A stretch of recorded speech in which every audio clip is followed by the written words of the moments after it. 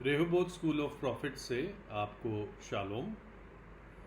हमने पिछले लेसन में देखा था मन्ना और सबत के बारे में, और मन्ना का विषय वास्ट सब्जेक्ट है, बड़ा विषय है। तो इस हिस्से में भी हम थोड़ा सा सबत के बारे में और बाकी मन्ना के बारे में देखेंगे। जैसे पिछले लेसन में मैंने बताया था कि बाकी सब दिनों के लिए, पहला दिन, दूसरा दिन और छठे दिन तक, ये शब्द हम पाते हैं, ये वाक्य पाते हैं बाइबल में कि और शाम हुई और सुबह हुई और वो दिन पूरा हुआ। लेकिन सबत के लिए ये बात नहीं लिखी है, मानो कि सबत का कोई अंत नहीं है। और लिखा है कि परमेश्वर ने 7वें दिन विश्राम किया, और यही आज्ञा इज़राइल को दी कि चाहे वो जंगल की यात्रा में थे, चाहे जब वो प्रतिज्ञा की भूमि पर आ जाए, उनको 7वें दिन विश्राम करना, सब काम को छोड़कर उन्हें अपने घरों में या तंबुओं में विश्राम करना है। प्रभु ने उनको 7वां वर्ष, सबत का वर्ष की भी आज्ञा दी थी कि वो 7वें वर्ष ना तो बोएंगे ना काटेंगे। और प्रभु ने प्रतिज्ञा दी कि छठे वर्ष को मैं ऐसी आशीष दूंगा जो छठे, 7वें और 8वें वर्ष के लिए काफ़ी होगी, है ना। सब कुछ सारी ज़रूरतें भरपूरी से पूरी होगी। उनको ये आज्ञा माननी थी। जब वो यात्रा में थे तो प्रभु ने कहा था कि 7वें दिन, सबत के दिन, मैं कोई मन्ना नहीं बरसाऊंगा, छठे दिन ही 2 दिन का मन्ना बरसा दूंगा। और प्रभु ने ऐसा किया। 40 वर्ष तक प्रभु ऐसा करता रहा। अब क्या एक कारण था? प्रभु चाहता था कि उसके लोग कोई काम ना करें, घर में विश्राम करें। ये नहीं था कि वो आलस में दिन बिताए, लेकिन अर्थ ये था कि वो इस बात को स्मरण करें कि प्रभु ने क्यों 7वां दिन विश्राम का दिन घोषित किया। क्योंकि जब भी ये बात एक यहूदी के मन में आती कि परमेश्वर ने आज विश्राम का दिन घोषित किया है, तो ये विचार सामने आता है कि क्यों? क्योंकि परमेश्वर ने भी 7वें दिन विश्राम किया। कहाँ से विश्राम किया? उसने 6 दिन कार्य किया और 7वें दिन विश्राम किया, अर्थात उस काम से हटकर उसने विश्राम किया, उस काम को रोका, रादर उस काम को पूरा किया। यानी हर एक विश्वासी यहूदी के मन में ये था कि ये सृष्टि का सृष्टिकर्ता हमारा यहोवा परमेश्वर है।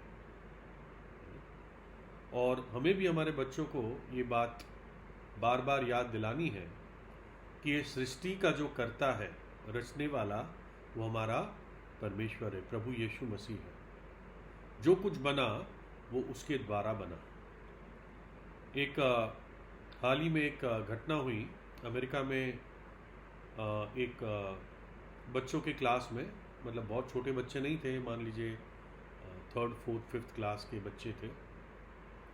और टीचर ने कहा, वहाँ बहुत बड़े क्लास नहीं होते, टीचर ने कहा कि जो बच्चे सृष्टिकर्ता ने सृष्टि को बनाया इस बात पे विश्वास करते हैं, वो रूम के राइट साइड पे चले जाएं। और जो ये मानते हैं कि सृष्टि बड़े धमाके से पैदा हुई, वो सब बच्चे कमरे के, क्लासरूम के लेफ्ट साइड पे चले जाएं। तो आपको मालूम है राइट साइड पे कितने बच्चे थे? दाहिनी ओर सिर्फ एक ही बच्चा था। मैं विश्वास करता हूँ कि उसके माता पिता ने, संडे स्कूल टीचर ने उसको अच्छी तरह सिखाया था कि हमारा एक बनाने वाला है, सृष्टि का एक बनाने वाला है, और उसी ने हमारी सृष्टि। तो किसी ने उसके पीछे मेहनत की थी, उस बच्चे के पीछे, उसको समझाने के लिए, सिखाने के लिए वचन के द्वारा कि हमारे एक सृष्टि करता है। उसके बाद पता चला कि जो बाकी बच्चे लेफ्ट साइड पे थे, उसमें और एक बच्चा विश्वासी परिवार से था, लेकिन पीयर प्रेशर, औरों का दबाव इतना था कि उसके पास हिम्मत नहीं थी कि अंगीकार करे कि परमेश्वर सृष्टि करता है। वो एक ही बच्चा उसने प्रभु की महिमा की। इसलिए बहुत ज़रूरी है कि हम भी अपने बच्चों को सिखाएं कि परमेश्वर सृष्टि करता है। हमारा प्रभु यीशु मसीह वो है जिसने सारी चीज़ों की रचना की। यूहन्ना 1 अध्याय। दूसरा, सबत एक अनंत काल के विश्राम को दिखाता है, एक प्राण के विश्राम को दिखाता है। प्रभु यीशु ने मत्ती 11:28-30 में कहा, हे बोझ से दबे और परिश्रम करने वाले लोगों, मेरे पास आओ, मैं तुम्हें विश्राम दूंगा। मेरा जुआ उठाओ, मुझसे सीखो, क्योंकि मैं मन में नम्र और दीन हूँ, और तुम अपने प्राणों में विश्राम पाओगे, क्योंकि मेरा जुआ आसान है और मेरा बोझ हल्का है। जब प्रभु यीशु के पास एक व्यक्ति आ जाता है, एक पापी जब प्रभु यीशु को अपना उद्धारकर्ता ग्रहण करता है, तो प्रभु उसके ऊपर से पाप का जुआ तोड़ देता है और अपना जुआ रखता है, जिससे उस व्यक्ति के हृदय में अद्भुत आनंद और शांति भर जाती है और वो अपने प्राण में विश्राम अनुभव करता है। मानो के सबत को प्रभु हमारे प्राण में ले आता है। उथल पुथल जो मन रहते हैं, बेचैन मन रहते हैं, उसमें वो शांति लाता है। हमेशा पाप अशांति लाता है, लेकिन जब यीशु के लहू से पाप दूर होता है तो अद्भुत शांति हृदय में और मन में प्रवेश करती है। एक विश्वासी जो संसार की मुश्किलों में, चुनौतियों में घबरा जाता है, चिंतित होता है, प्रभु कहता है, तुम्हारा मन व्याकुल न हो। तुम परमेश्वर पे विश्वास करते हो, यानी पिता पे विश्वास करते हो, मुझ पर भी विश्वास करो। मेरे पिता के घर में बहुत से रहने के स्थान हैं। अगर ऐसा ना होता तो मैं तुम्हें बता देता। मैं तुम्हारे लिए एक स्थान तैयार करने जाता हूँ, और अगर मैं जाता हूँ और तुम्हारे लिए स्थान तैयार करता हूँ, तो मैं वापस आऊँगा और तुम्हें अपने साथ ले जाऊँगा, ताकि जहाँ मैं हूँ वहाँ तुम भी हो। हर परिस्थिति में हमारे प्रभु यीशु मसीह का दोबारा आगमन हमें आशा देता है और हमें शांति देता है।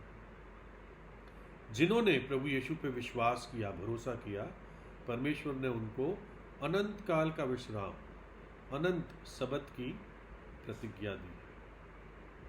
जैसे हमने पिछले लेसन में बताया था कि मन्ना लिखित वचन को भी दिखाता है और मन्ना उस देहधारी वचन प्रभु यीशु मसीह को भी दिखाता है। ये सच बात है कि जो लिखित वचन है वो उस देहधारी वचन का वर्णन करता है। प्रभु यीशु ने खुद कहा, तुम सोचते हो कि इन पुस्तक में अनंत जीवन पाओगे। कहता है, सर्च द स्क्रिप्चर्स, तुम वचन को ढूंढो, क्योंकि वो है जो वो मेरे बारे में बताते हैं।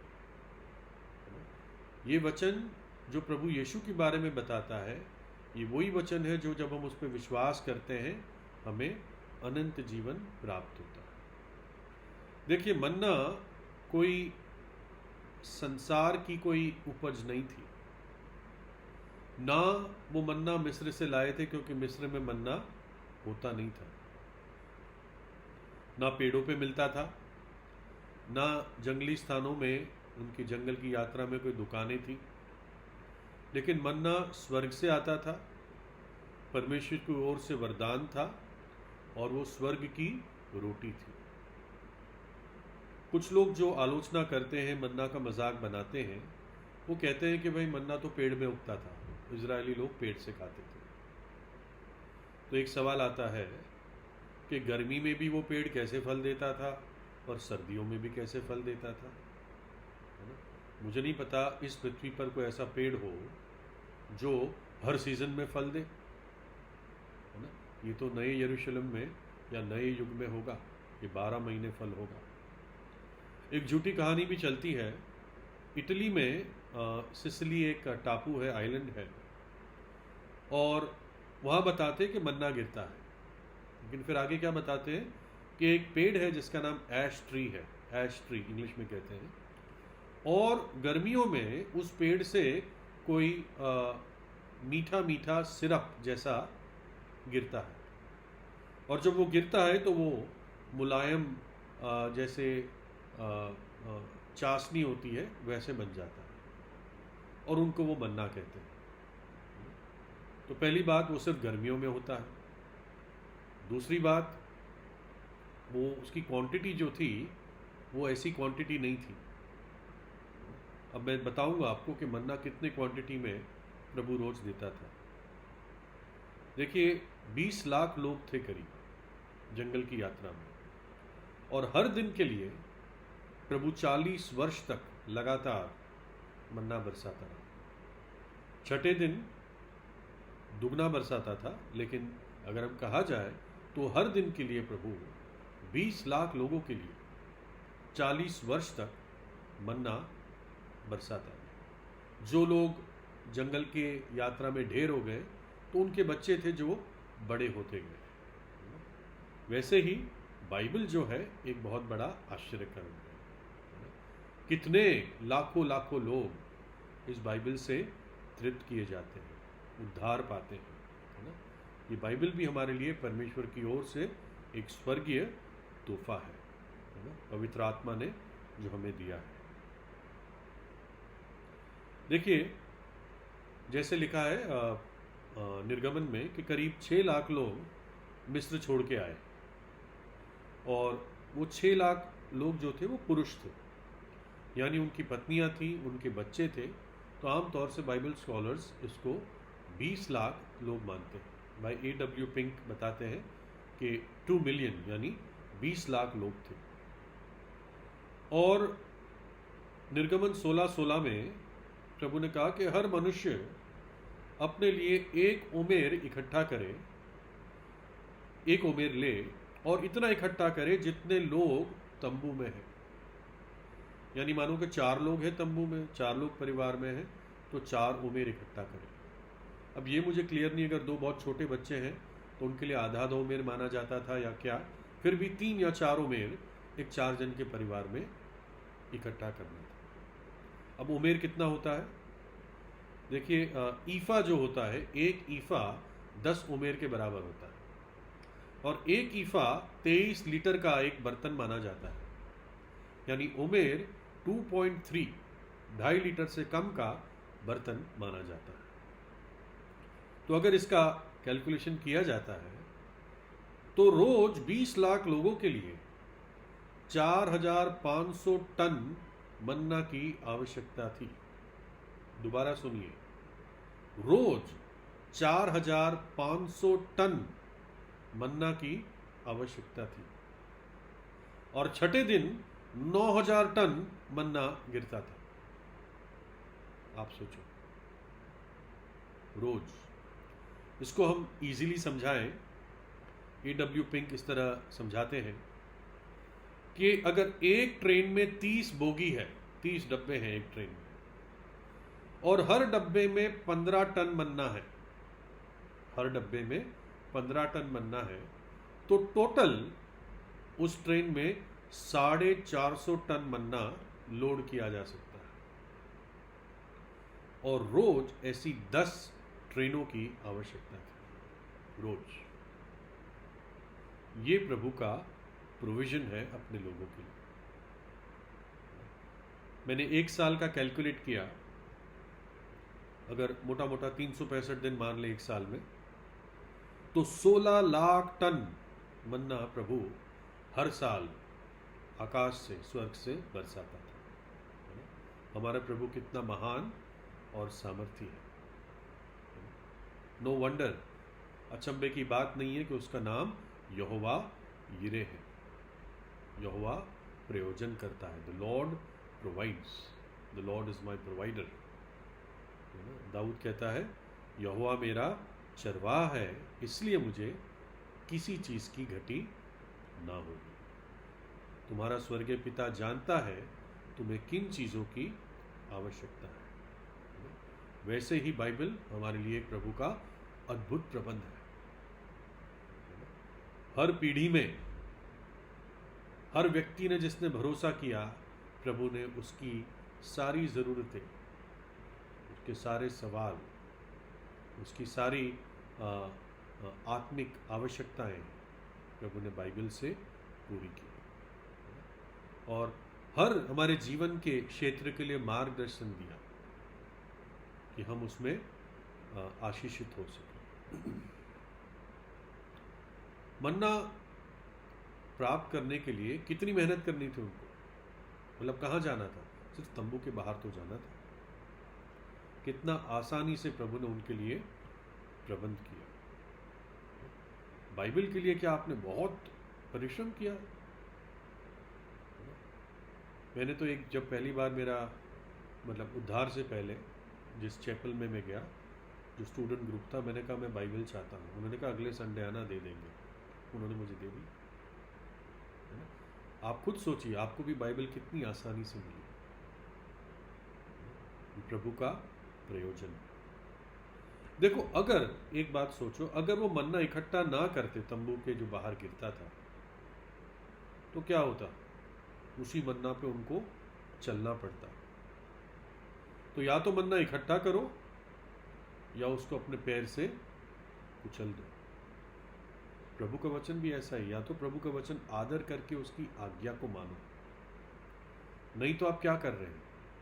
आप अपने पैर से उसको ठुकरा रहे हैं, है ना? प्रभु करे मैं ऐसा ना करूं, आप ऐसा ना करें। हम पढ़ते हैं निर्गमन 16 अध्याय की 13 और 14 आयत में, और ऐसा हुआ कि सांझ को बटेरें आकर सारी छावनी पर बैठ गई, और भोर को छावनी के चारों ओर ओस पड़ी। और जब ओस सूख गई तो वे क्या देखते हैं कि जंगल की भूमि पर छोटे छोटे छिलके छुटाई में पाले के किनके के समान पड़े थे। मन्ना बहुत छोटा होता था, लेकिन इकट्ठा करके इजरायलियों को, 20 लाख इजरायलियों को 40 वर्ष तक उनका पेट भरने के लिए काफ़ी था। उसी में सारे न्यूट्रिशन थे, उसी में सारे विटामिन्स थे, है ना? उसमें ऐसी कोई बात नहीं थी जिससे वो मोटे हो जाए और इस जंगल की यात्रा में चल ना सके। हाई ब्लड प्रेशर, शुगर, ये सब जबकि मीठा था, लेकिन वो ऐसी प्रभु की आशीष थी कि बॉडी के लिए जो जो ज़रूरत था वो सब कुछ उसमें प्रभु ने पूरा किया था। बाइबल भी एक ऐसे अद्भुत पुस्तक प्रभु ने दी, हमें उद्धार का मार्ग दिखाती है, और हमारे आत्मिक जीवन के लिए, इस जंगल की यात्रा के लिए, हमारे यात्री जीवन के लिए सारे प्रयोजन, सारी बातें प्रभु ने इस बाइबल में हमें दे दी। ना केवल उद्धार के लिए हमें बुद्धिमान बनाती है, परंतु हर भले काम के लिए बाइबल हमें तैयार करती है। जो मन्ना था, अगर आप उसको पढ़ते हैं, इंग्लिश में लिखा है ये गोल था, इट वॉज अराउंड थिंग, उसकी कोई खुरदुरी साइड नहीं थी। बाइबल भी कंप्लीट है, प्रभु का कंप्लीट वचन है, और जब हम इस पर विश्वास करते हैं, प्रभु का वचन है, इस विश्वास से जब पढ़ते हैं तो ये हमें पूरी तौर से संतुष्ट करता है ना, हमसे बात करता है। It is perfect, whole, complete and entire. मन्ना का रंग सफ़ेद था। पिछली बार शायद मैंने बताया था कि सफ़ेद पवित्रता को दिखाता है। 16:31 में लिखा है, और इज़राइल के घराने वालों ने उस वस्तु का नाम मन्ना रखा, और वो धनिये के समान श्वेत था, और उसका स्वाद मधु के बने हुए पुए का सा था। और प्रभु का वचन हम जानते हैं पवित्र है, और भजन 12:6 में लिखा है, यहोवा के वचन पवित्र वचन है, जैसे चांदी एक मिट्टी की भट्टी में 7 बार पवित्र की जाती है। ये पवित्र वचन है, हमें नैतिक तौर से पवित्र करते हैं। ये ऐसे वचन है जैसे जो पवित्र नदी है, जीवन के जल से भरी हुई। प्रकाशित वाक्य 22:1 में हम पढ़ते हैं, जो परमेश्वर के और मेमने के सिंहासन से निकलती है। वचन 119 140 में लिखा है, तेरा वचन अति पवित्र है, इसलिए तेरा दास तेरे वचन से प्रेम करता है। नीति वचन 30:5 में लिखा है, परमेश्वर का हरेक वचन पवित्र है। Every word of God is pure. और अनुवाद में जब इब्रानी और यूनानी से और भाषाओं में अनुवाद हुआ है तो कुछ सीमाएं या कुछ लिमिटेशंस रहे अनुवाद में, लेकिन प्रभु का जो पवित्र वचन है उसमें कोई कमी नहीं है, कोई खुरदुरापन नहीं है, कोई इम्परफेक्शन नहीं है। वो परफेक्ट वचन है जो प्रभु ने हमारे हाथों में सौंपा है। मन्ना देखने के लिए नहीं था, है ना, वो खाने के लिए था। और ये नहीं था कि उसकी तारीफ की जाए, उसको खाना था। उनके शरीर की आवश्यकताओं के लिए, शरीर की तंदुरुस्ती के लिए उस मन्ना को खाना था। वैसे ही जो प्रभु ने हमें वचन दिया है वो तारीफ करने के लिए नहीं है, खैर वो तारीफ के योग्य है, वो सिर्फ देखने के लिए नहीं है, परंतु उसको एक्सेप्ट करने के लिए, उस पर विश्वास करने के लिए, उसको एक हमारे जीवन का हिस्सा बनाने के लिए। तब हम एक तंदुरुस्त आत्मिक जीवन जी पाएंगे। नहीं तो स्पिरिचुअली सिक होंगे, आत्मिक रीति से आप बीमार होंगे। इसलिए कुछ लोग आत्मिक रीति से बीमार रहते हैं, वो बढ़ते नहीं प्रभु में, बोने रहते हैं, क्योंकि वचन को सही रीति से खाते नहीं। जब आप कोई भी खाना खाते हैं तो कैसे खाते हैं?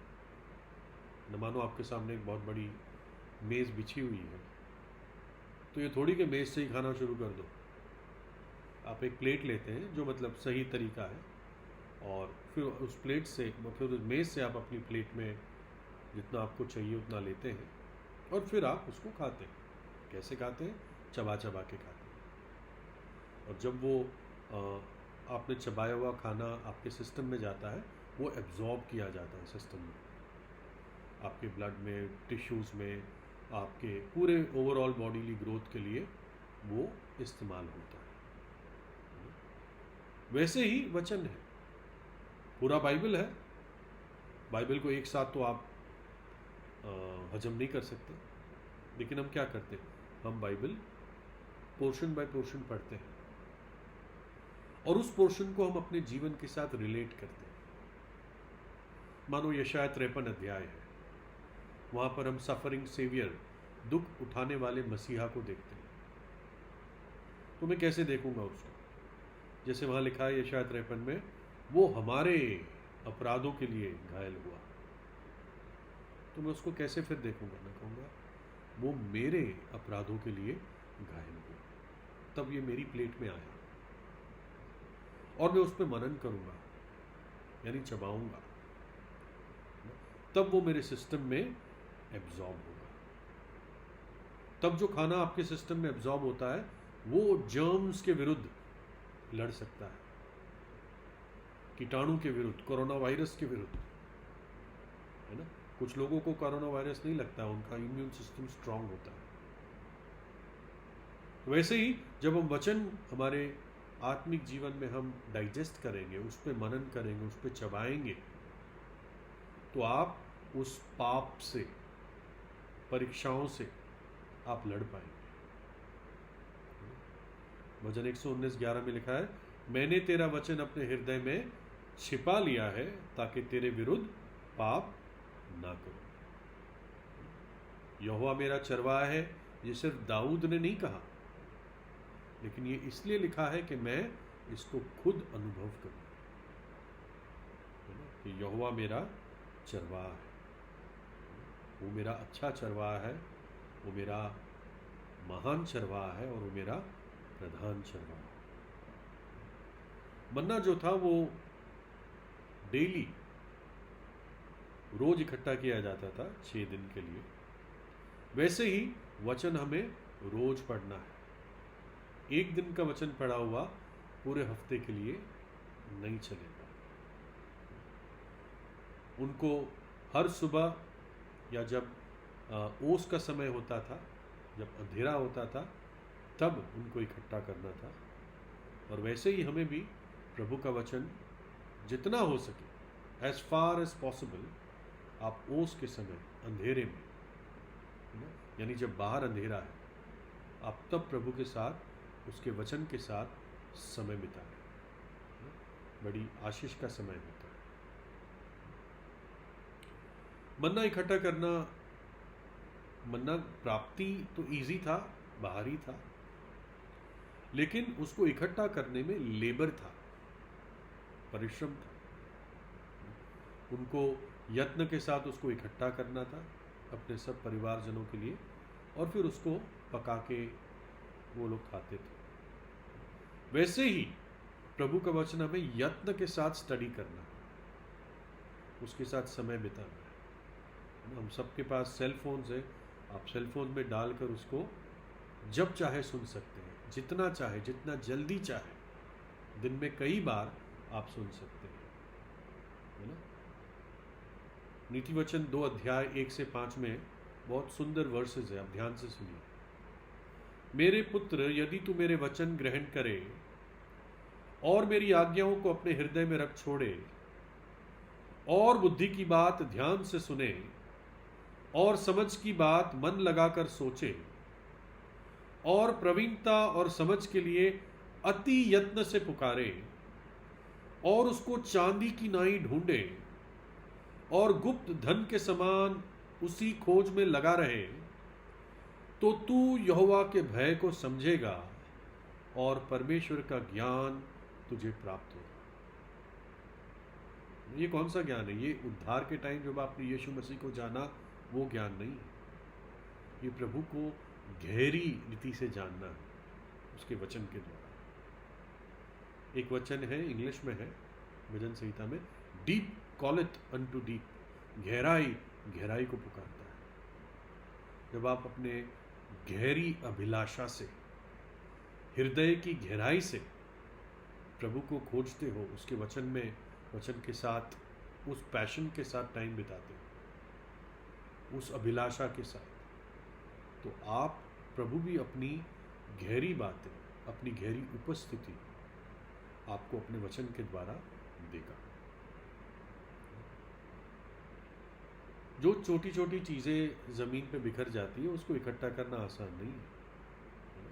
जैसे मैंने पहले बताया था, घुटनों पे आकर उसे इकट्ठा करना पड़ता है। भजन लिखने वाला कहता है, भजन 119:18 में, हे प्रभु तू मेरी आंखों को खोल ताकि तेरी व्यवस्था की अद्भुत बातों को देख सकूं। फिर लिखा है 17 आयत में, निर्गमन 16 की, कुछ लोगों ने थोड़ा इकट्ठा किया, कुछ लोगों ने ज़्यादा इकट्ठा किया। सच बात है ना। बाइबल भी जब कुछ लोग पढ़ते हैं, सब पढ़ते हैं विश्वासी, लेकिन कुछ ज़्यादा इकट्ठा करते हैं और कुछ कम इकट्ठा करते हैं। और प्रभु की इच्छा तो यही है कि हम ज़्यादा से ज़्यादा इकट्ठा करें। फिर 19 आयत में लिखा है, सुबह तक मन्ना को रहने ना देना, कंज्यूम कर लेना, उसको खा लेना। यानी जो वचन प्रभु हमें देता है, जो सत्य हम समझते हैं, उसको हमें यूटिलाइज करना है। पहले हम खुद माने और फिर औरों के साथ हम शेयर करें। पहले उस सत्य को जिए और फिर औरों के साथ उसको बांटे। लोगों ने जब मन्ना को देखा पहली बार तो कहा, ये क्या है, व्हाट इज इट। मन्ना का अर्थ ही है, मतलब इलाबोरेट अर्थ है, ये क्या है। शारीरिक लोग प्रभु के वचन की अहमियत को कभी नहीं समझते, स्वाभाविक लोग भी नहीं समझते। जब इजरायलियों ने पहले देखा वो नहीं समझ पाए, वो तो फिर बाद में जब उन्होंने खाया। तो वैसे ही जब एक व्यक्ति पश्चाताप करके प्रभु यीशु को एक्सेप्ट करता है और वचन पढ़ना शुरू करता है, तब वो उसके महत्व को समझता है। परमेश्वर की आत्मा की बातों को एक स्वाभाविक व्यक्ति, नेचुरल मैन, और शारीरिक व्यक्ति, कार्नल मैन, कभी नहीं समझ सकते। पहला कुरिन्थियों 2:14, लेकिन एक आत्मिक व्यक्ति ही समझ पाता है। देखो गिनती 11 में क्या लिखा है, 4 से लेके 7। फिर जो मिली जुली भीड़ उनके साथ थी वह कामुकता करने लगी, और इजरायली भी फिर रोने और कहने लगे कि हमें मांस खाने को कौन देगा। हमें वे मछलियाँ स्मरण हैं जो हमें मिस्र में सेत मेत खाया करते थे, और वे खीरे और खरबूजे और गन्ने और प्याज और लहसुन भी। परंतु अब हमारा जी घबरा गया है, यहाँ पर इस मन्ना को छोड़ और कुछ भी देख नहीं पड़ता। मन्ना तो धनिया के समान था और उसका रंग रूप मोती का सा था।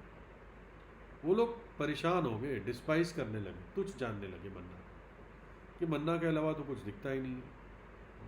तो इसलिए ये कौन से थे, ये मिली जुली भीड़ थी, कार्नल शारीरिक लोग थे। प्रभु के वचन का इनको कोई महत्व नहीं था, इनको अर्थ ही नहीं मालूम था, है ना? इनकी बुद्धि अंधेरी थी। मन्ना अगर आप पढ़ेंगे 33 आयत में 16 अध्याय की, कि मूसा फिर हारून से कहता है कि एक घड़ा ले और उसमें उमेर भर मन्ना भर दे और यहोवा की उपस्थिति में रख दे, ताकि आने वाली पीढ़ियों के लिए एक गवाही है। वैसे मन्ना धूप आते ही पिघल जाता था, लेकिन ये जो प्रभु की उपस्थिति में रखा गया वो 40 वर्ष तक, और उसके बाद भी वो मन्ना खराब नहीं हुआ। इब्रानियों में पता चलता है कि वो सोने के घड़े में रखा गया था। बाइबल भी करीब 3,500 वर्ष से प्रभु ने सुरक्षित रखी है ना। हमें प्रभु का इतना आभारी होना चाहिए उन दासों के लिए, उन पवित्र यहूदियों के लिए जिन्होंने पुराना नियम और उसके बाद नया नियम प्रिजर्व करके, संभाल के हमारे हाथ तक पहुंचाया। हमसे भी जो ऊपर पीढ़ियों में लोग रहे, जिन्होंने बाइबल की ये 66 पुस्तकों को सुरक्षित रखा, है ना, उस विश्वास को डिफेंड करते रहे, है ना, उनको एक दिन आएगा जब हम हैट्स ऑफ करेंगे, यानी उनको सलाम करेंगे कि आपके परिश्रम, आपके यत्न के कारण हमें प्रभु का पवित्र वचन मिला। 40 वर्ष तक मन्ना मिलता रहा, और बताता है कि प्रभु के पास कितना ना खत्म होने वाला सप्लाई है। वैसे ही बाइबल भी हम देखते हैं कि कितना इनएग्जॉस्टेबल है। एक बाइबल स्टूडेंट जानता है कि जितना भी वो बाइबल पढ़ता है, स्टडी करता है, मैसेज तैयार करता है, वो कभी कह नहीं सकता कि मैं कंप्लीट हूँ।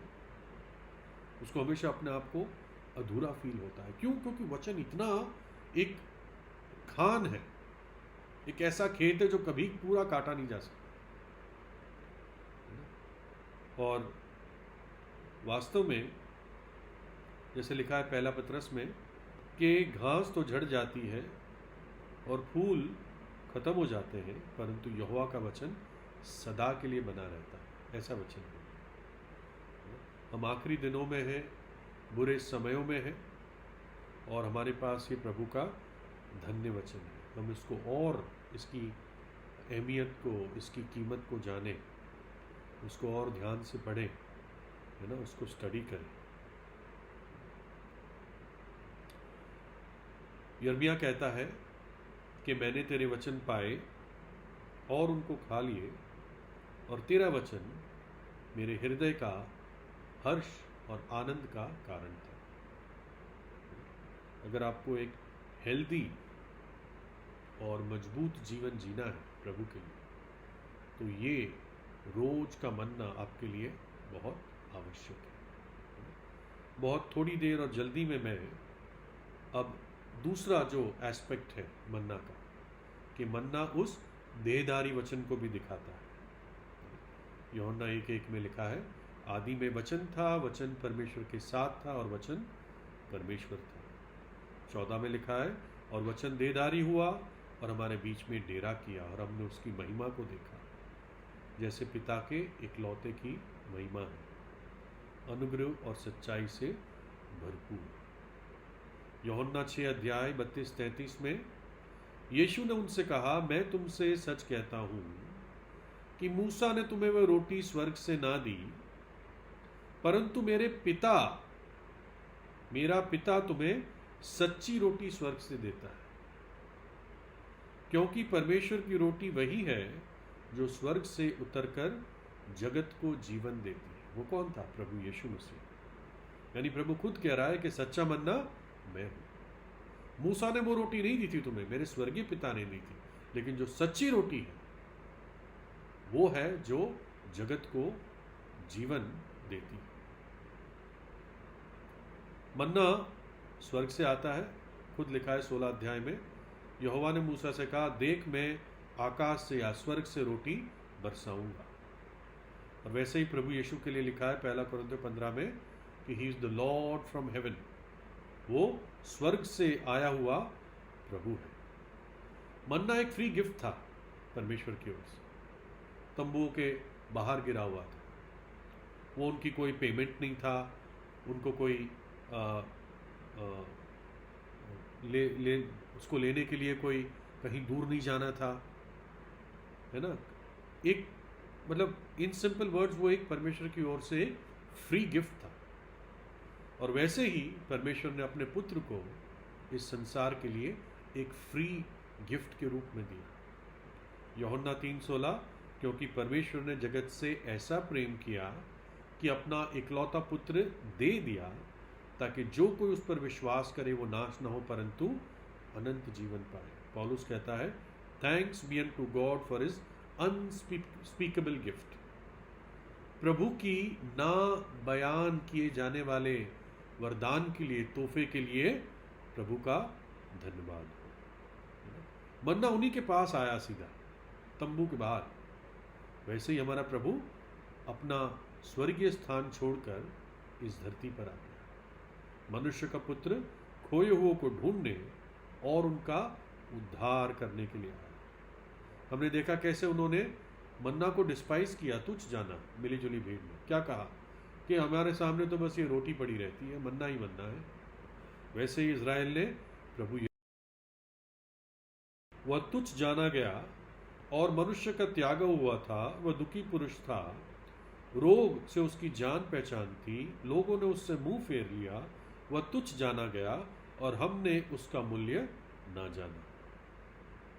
जो मन्ना था, लिखा है कि वो ओस के ऊपर गिरता था, जमीन पर धूल पर नहीं गिरता था। इसका भी एक अर्थ है। धूल, प्रभु ने आदम को क्या कहा कि तू धूल या मिट्टी, तू मिट्टी है और तू मिट्टी को लौट जाएगा। ये प्रभु ने कब कहा? जब आदम गिर गया, पाप में गिर गया, तब प्रभु ने कहा तू धूल है, तू धूल में मिल जाएगा। और लेकिन जब मन्ना गिरता था वो धूल पे नहीं परंतु ओस पे गिरता था। एक सेपरेशन दिखता है मन्ना और धूल में। और वैसे ही जब हमारा प्रभु यीशु मसीह आदम की तरह बन के आया, या आदम के रेस में आया, मनुष्य बनकर आया, तो उसके स्वभाव में कोई भी पाप नहीं था। वो टोटली तब भी पवित्र और उसका स्वभाव इनकरप्टेबल था, पवित्र आत्मा से जन्मा था। मन्ना सफ़ेद था यानी पवित्रता को दिखाता है। और हमारा प्रभु यीशु मसीह ना पाप को जानता था, ना उसके अंदर पाप था, ना कभी उसने पाप किया। इब्रानियों 7:26, वो पवित्र, निर्मल, शुद्ध और पापियों से अलग, holy, harmless, undefiled, separate from sinners. और पहला पत्रस 1:19 में कि वो ऐसा मेमना था जिसमें ना कोई दाग था और ना कोई ब्लेमिश या कोई भी कमी थी, without spot and without blemish. मन्ना स्वाद में मीठा था और हमारा प्रभु भी जब हम उसको पहचान लेते हैं तो हमारे लिए कितना मीठा है ना। एक गाना है इंग्लिश में, how sweet the name of Jesus sounds in a believers year. एक विश्वासी के कान में भी यीशु का नाम कितना मीठा है। भजन लिखने वाला 104:34 में कहता है, कि उसका मनन कितना मीठा होगा। Our meditation of him shall be sweet. सबत के दिन मन्ना खराब नहीं होता था। जो शुक्रवार को या छठे दिन मन्ना इकट्ठा किया जाता था वो सबत के दिन खराब नहीं होता था, और किसी दिन खराब हो जाता था। सबत को वो सुरक्षित रहा। हमारा प्रभु यीशु मसीह भी सबत के दिन उस गुफा में, उस कब्र में वो सुरक्षित रहा। उसका भजन लिखने वाला 16 में कहता है कि तू अपने पवित्र जन को सड़ने नहीं देगा। प्रभु यीशु के शरीर में कोई सड़ाहट नहीं पहुंची। लेकिन हम देखते हैं वो तीसरे दिन, हफ्ते के पहले दिन मुर्दों में से जी उठा। उसके बाद मन्ना यहोवा की उपस्थिति में रखा गया, है ना, और 40 वर्ष तक रहा। उसके बाद भी मन्ना महापवित्र स्थान में वाचा के संदूक में रखा गया। वैसे ही आज हमारा प्रभु यीशु मसीह जो देहधारी वचन था, जो सच्चा मन्ना है, आज पिता की उपस्थिति में प्रधान महायाजक के रूप में हमारे लिए विनती करता है। मन्ना उस सोने के घड़े में था, और सोना महिमा को दिखाता है। हमारा प्रभु आदर और महिमा का मुकुट पहने हुए हैं। ओस के समय, अंधेरे के समय मन्ना गिरता था। हमारा प्रभु यीशु मसीह भी इस अंधकार की दुनिया में आ गया। रोशनी उस दुनिया में आई, परंतु लोगों ने रोशनी का इनकार करके अंधकार के कार्यों को चुना, और इसलिए क्योंकि उन्होंने उस ज्योति को, उस पुत्र को इनकार किया, इस संसार दंडित है और इस पर भयानक क्लेश आने वाला है, जिसे बाइबल महाक्लेश कहती है।